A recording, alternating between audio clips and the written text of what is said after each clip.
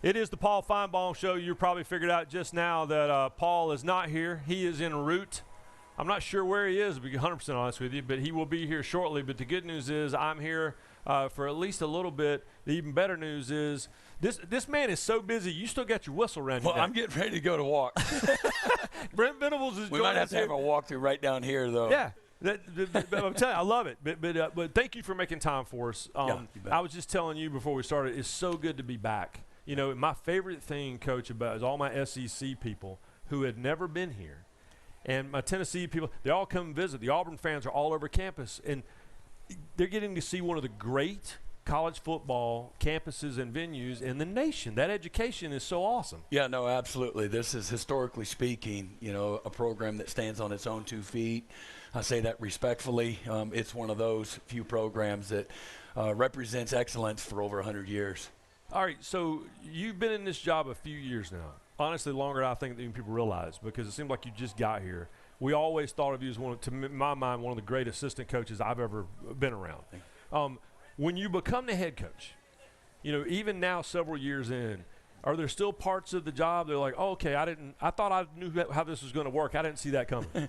Well, in today's college football, yeah, it's almost every hour that you're saying that. But no, I mean, yeah, you're learning, growing everything. You got to go through it and figure it out, navigate it.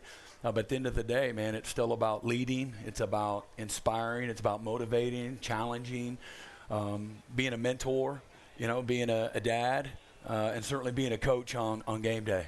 Well, to that point, I think that we focus on the transactional kind of era that we're in with college football. But I preach to people all the time, and I want you to correct me or back me up. That coach-player relationship is still what it always has been, right? It's important. Oh, it's one of the most important responsibilities that you have. What a gift. I think the greatest honor of coaching is the development of people. And you got a chance to impact, influence, bring out the best in people, kill the boy and let the man live, and just, again, boyhood to manhood. And there's a football piece that's really important. And but there's an eternal, you know, concept to it all as well, and value.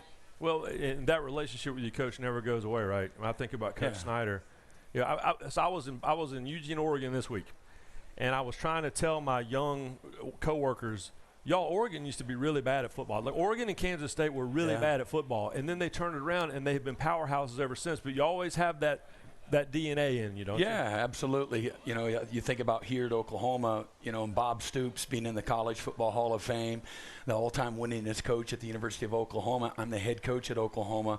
He and I's relationship started when I was 17 years old in Salina, Kansas, and he comes to my high school to start recruiting me when he was the defensive coordinator at Kansas State. So, yeah, it's a fraternity. It really is a brotherhood. And it's something that if you're doing it right, man, you're going to have lifelong impact in relationships. All right, so talking about relationships, this has been a great year so far here in Norman. A lot of happy people. There were a lot of questions, as there is going into every season now. But tell us about the quarterback that the nation's kind of being introduced to right now in John Mateer. Yeah, well, I've said this a lot. He has a tremendous capacity. I don't see a lot of limits, you know, on John in regards to his leadership, his arm talent, his guts, his toughness, the things that, you know, you can't give him. He's got great instincts as a player, and he'll be the first one to tell you. I mean, he's only started one full season in college football. Man, you expect to see a process that looks like this, and in the circle that he's in, you're going to fail in front of the world. Every mistake is going to be, you know, criticized and analyzed and things of that nature. But, man, I'm thankful that he's, leader of our offense. And certainly, again, you're the quarterback at University of Oklahoma. You're the face of the program. You have to have the ability to carry the heavy burden that goes with that, willing to accept the responsibility of the pressure, the pain, the fatigue. Everything goes through you. And it probably starts with me first, right? If I don't, they won't. But it starts with me. Then it goes to the quarterback. And but he's got great humility. He loves to compete. He shows up every day, the same guy, and he has a genuine love and appreciation for his teammates and his coaches. So that resonates. He's like a pig in the mud when it comes to leadership in the locker room. All the different various pockets of players and cliques and things of that nature. Man, he can go in any one of them today, and has for several months since he's been here. Very natural when it comes to leadership. Well, tell me about your defense. You're a defensive guy. Tell us what about this unit, because they're fun to watch. I know that. Well, they have fun playing, and it literally is. It's like recess going out to practice every day. And for me, I'm a very passionate, very detailed. I want people, to have that die on the field mentality every day. And so I don't like laughing a whole lot unless we're kicking ass, you know what I mean? So I'm cool with that.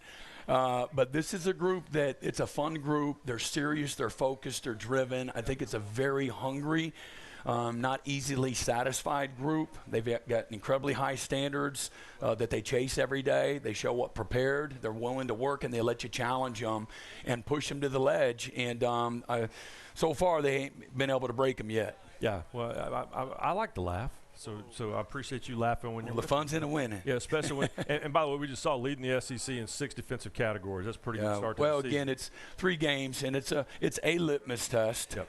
Okay, and keep it in its proper place. And for me, I'm just looking for the discipline, the physical toughness, the fundamentals, the effort, the strain, that we need to play with, that the game requires. If you want to win, winning never negotiates.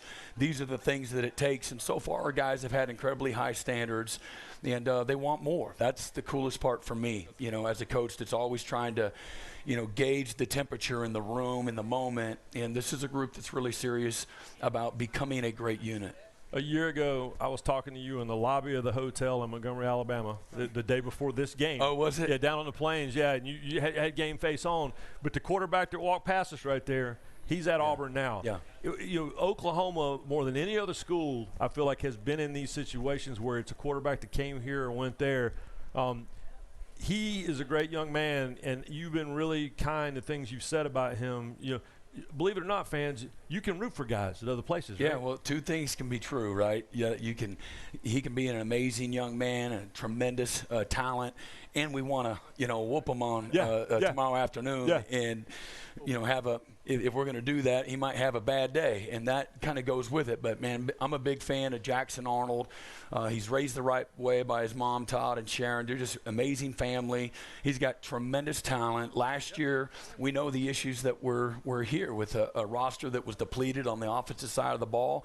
It was going to be tough for any quarterback, from Joe Namath to Dan Marino, and go on down the list of guys that were going to really struggle with a supporting cast. You cannot play quarterback alone. So Jackson's going to have a fantastic career. I have no doubt about it. Yeah, and you and I both grew up when it was really difficult to transition. But to me, if you have a chance to go somewhere that's right for you, whether that's the quarterback here or the quarterback somewhere else, I dig it. It took me a minute, but I appreciate the opportunities for this. No doubt.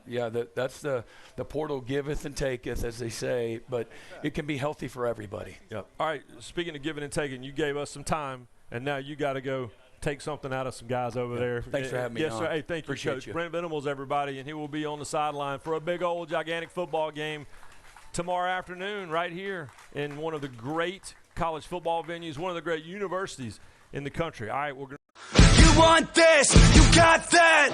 No way, watch them walk right past you. Run fast, run fast.